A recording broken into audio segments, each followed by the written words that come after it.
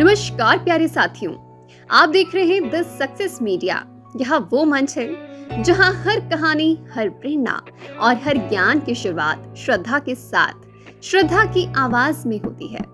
आज हम आपके लिए लेकर आए हैं एक ऐसी ही पौराणिक कथा जो हमें न केवल भगवान शिव की महिमा से जोड़ती है, बल्कि जीवन के गहरे सिद्धांतों को भी समझाती है।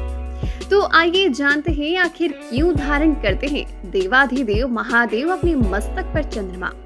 तो चलिए बिना देर के आज की इस कथा की शुरुआत करते हैं। भगवान शिव के मस्तक पर चंद्रमा धारण करने के पीछे एक अत्यंत ही रोचक और महत्वपूर्ण कथा छिपी हुई है। यह कथा हमें चंद्रदेव को प्रजापति दक्ष द्वारा दिए गए श्राप से जोड़ती है। जी हाँ, कथा के अनुसार प्रजापति दक्ष की 27 पुत्रियां थी और इन सभी का विवाह चंद्रदेव के साथ हुआ था। चंद्रदेव अपनी सभी पत्नियों में से रोहिणी नाम की पत्नी से अत्यंत प्रेम करते थे और बाकी सभी की उपेक्षा करते थे। चंद्रदेव के इस पक्षपातपूर्ण व्यवहार से अन्य पुत्रियां बहुत ही दुखी हुई। वे सभी अपने पिता दक्ष के पास गई और उनसे अपनी पीड़ा व्यक्त की। अपनी पुत्रियों की व्यथा सुनकर प्रजापति दक्ष को बहुत क्रोध आया। उन्होंने चंद्रदेव को क्षय रोग से ग्रसित होने का श्राप दे दिया। इस श्राप के प्रभाव से चंद्रदेव धीरे धीरे क्षीण होने लगे और उनका तेज घटने लगा।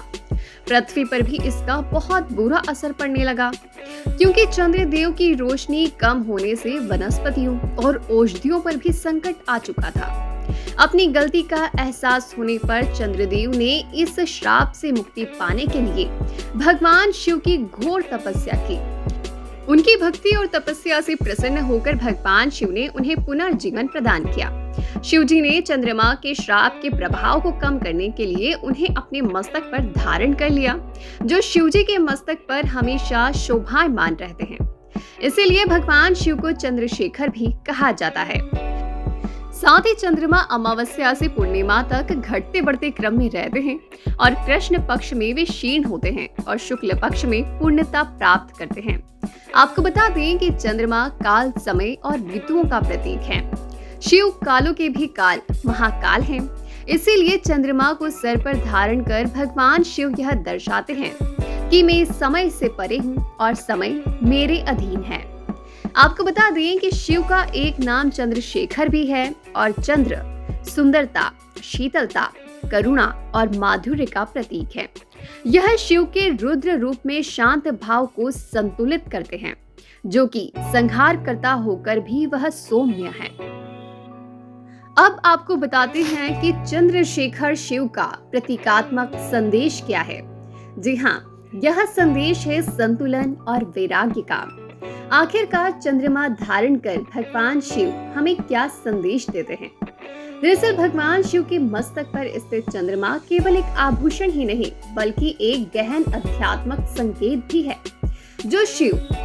जो घोर वैरागी हैं, भस्म रमाए, शव साधना में लीन, शमशानवासी, उन्हीं के मस्तक पर विराजमान है सौंदर्य, शीतलता और माधुर्य का प्रतीक चंद्रमा।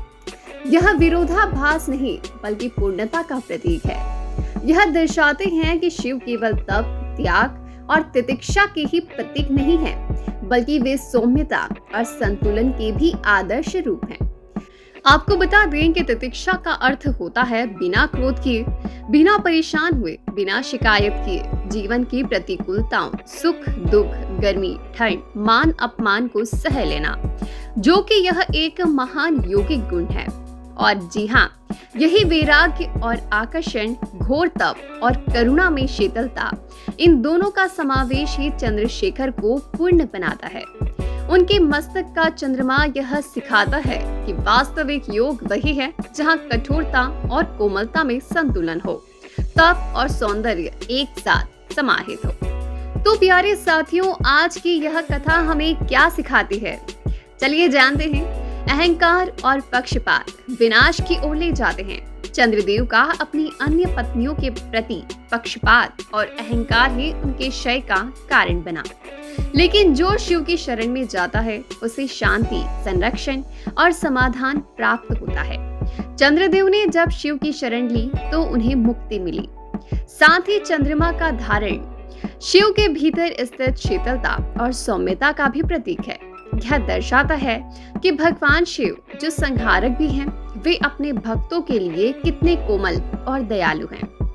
तो आज के लिए फिलहाल इतना ही, लेकिन अगर आपको हमारी यह सावन मास में चल रही पौराणिक कथा की श्रृंखलाएं पसंद आ रही है तो हमारे इस वीडियो को लाइक करें, शेयर करें और द सक्सेस मीडिया चैनल को सब्सक्राइब करना ना भूलें।